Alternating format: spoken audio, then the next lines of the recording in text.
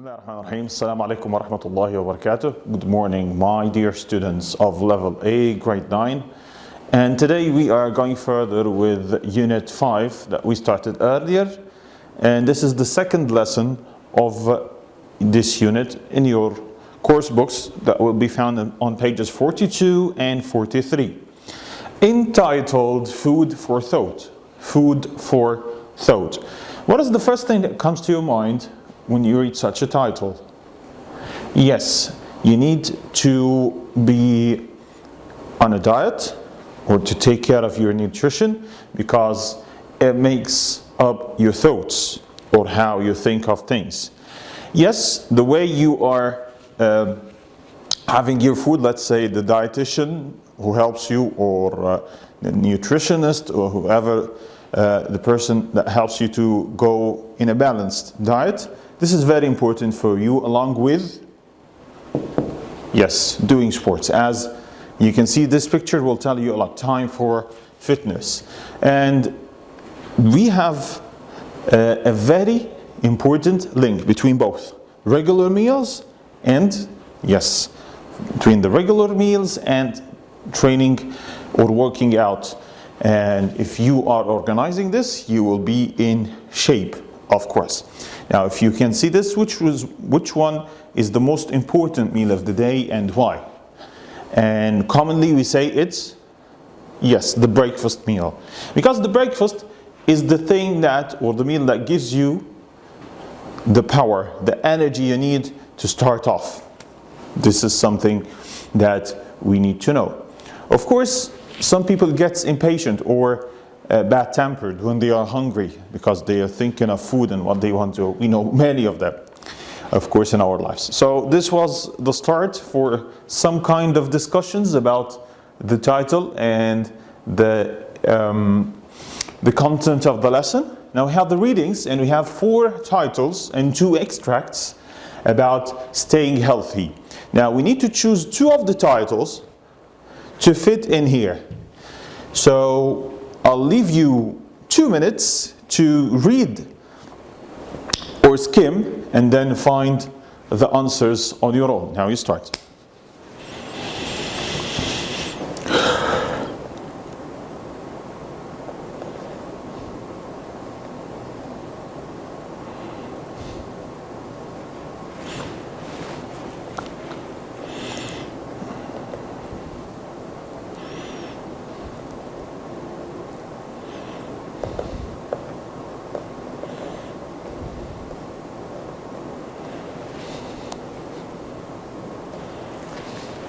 Okay, I hope you have paused the video for some time and now you're ready with the answers.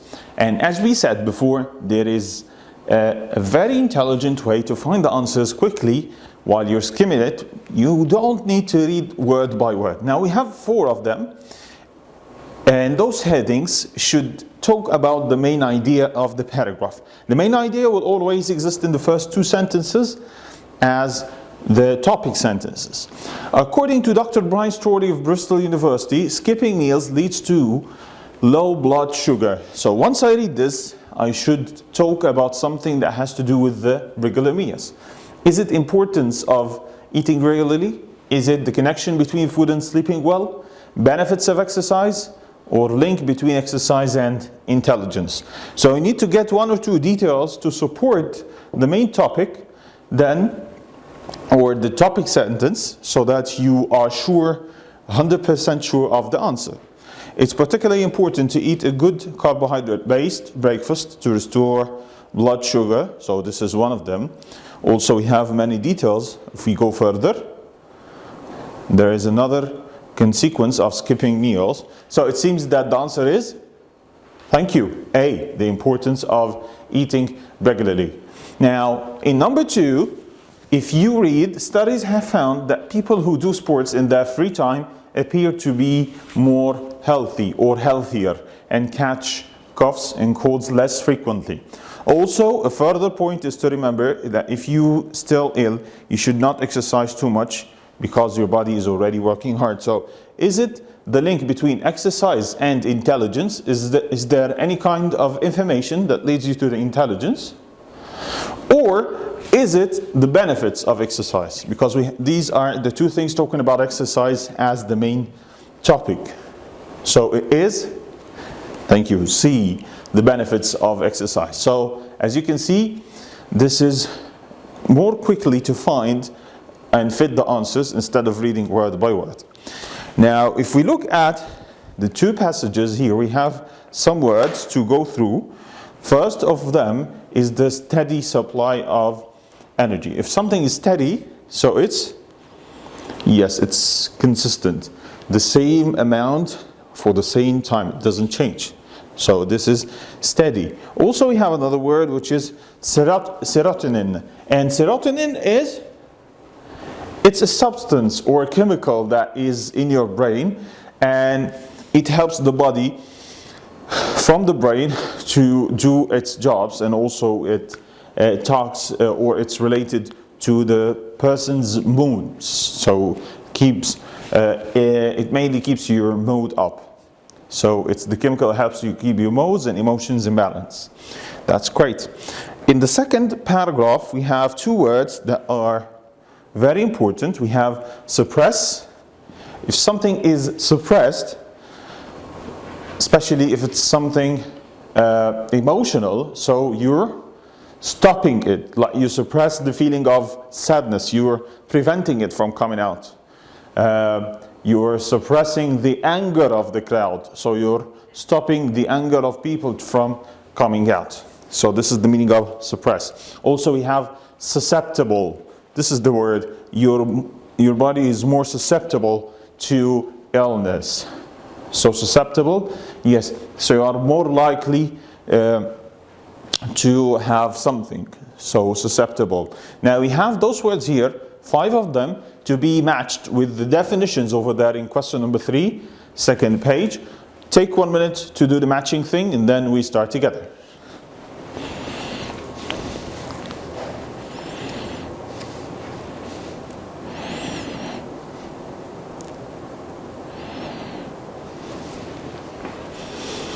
Thank you, and I hope you stop the video as usual. Now, number 1, skipping meals is,